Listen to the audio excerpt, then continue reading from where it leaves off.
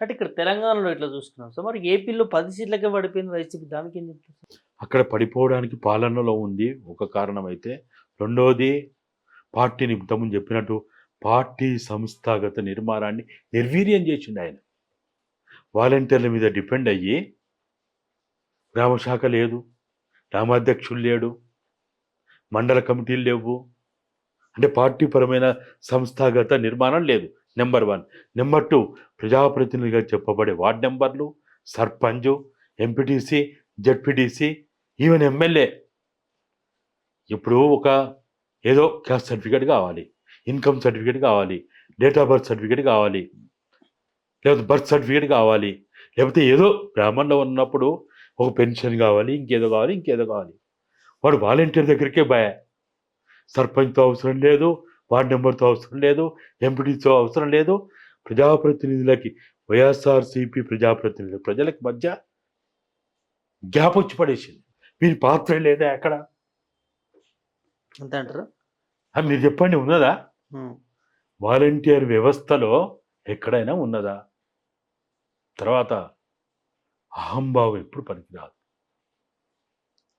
ఒక జిల్లాలో ఎమ్మెల్యేని పట్టుకొచ్చి, నెల్లూరు జిల్లాలో ఉన్న ప్రాతినిధ్యం వహిస్తున్న ఎమ్మెల్యేని పట్టుకొచ్చి ప్రకాశం జిల్లాలో పోటీ చేయిస్తే ఏమనుకుంటారు అక్కడ జనాలు? అంటే అప్పుడప్పుడు ఈ పాలకులు చెప్తా ఉంటారు, ఈ పార్టీలో వాళ్ళు, చెప్పును పెట్టినా మేము గెలుస్తాం, రేపు కుక్కను పెట్టినా గెలుస్తాం అని అన్నట్టే ఉన్నది. అక్కడ సుమారు 50 నుంచి 55 మందిని ఈ జిల్లా వాడిని తీసుకు, ఆ జిల్లా వాడిని తీసుకు, ఈ జిల్లాలో వాని పేరు తెలియదు. అంటే పేరు తెలిసి ఉంటుంది కావచ్చు, వానితో ప్రజలకు సంబంధాలు లేవు. జగన్మోహన్ ఇంత జరిగినా 40% ఓట్లు వచ్చినాయి అంటే తక్కువేం కాదు. ప్రజల్ని 1% కూడా తప్పు పట్టడానికి వీల్లేదు. ఈరోజు ఆ ఫలితాలు రావడానికి 11, 111 పక్కన పెడదాం. ఆ ఫలితాలు రావడానికి జగన్మోహన్ రెడ్డి వ్యవహార శైలే ప్రధాన కారణం. నిర్లక్ష్యం. అసలు ఇక్కడ లెక్కనే అక్కడ ఎమ్మెల్యేలను ఎవరు గెలిచారు, మంత్రులను ఎవరు గెలిచారు?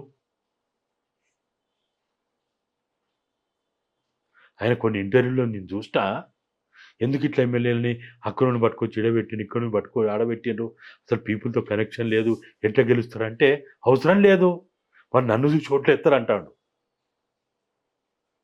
మీడియాలో బహిరంగంగా ఇంటర్వ్యూస్లో. దాంతోపాటు కక్ష సాధింపు చర్యలు ఎప్పుడు పాలకులని ప్రజలు హర్షించరు. ఎప్పుడు కక్ష సాధింపు చర్యలు పనికిరావు. ఇప్పుడు మీరు అన్నారు చూడు, టీఎస్ తీసి టీజీ పెట్టుడు, లోగో మార్చుడు, పాటను మార్చుడు, ఇవన్నీ కూడా ఏంటంటే ఒక రకమైనటువంటి అదేదో స్వీయ ఆడంబరాల కోసం, స్వీయ తృప్తి కోసం చేసే పని. నీ తృప్తి కోసం చేస్తే ప్రజలకి ఏమో అవసరం?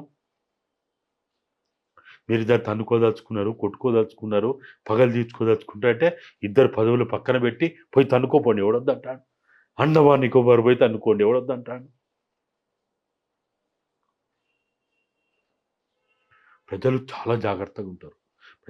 వీళ్ళు ఏమనుకుంటారంటే పాలకులు, నేను డబ్బులు ఇస్తాను కదా, నేను టింగ బెల్లు కొడితే బటన్ నొక్కుతాడు, డబ్బులు పడుతున్నాయి కదా. ప్రజలకు తెలియదా ఇది ఎక్కడి నుంచి వచ్చిన సొమ్మని, ఎవరి సొమ్మని, ఎవరి కష్టార్జితమని, ఎవరి ట్యాక్సుల వల్ల వచ్చిందని? లేకపోతే అప్పులు చేస్తే ఈ అప్పులు ఎవరు కట్టాలని ప్రజలకు తెలియదా? ప్రజలంతా పిచ్చోళ్ళు అనుకుంటారు ఇప్పుడు వీళ్ళు.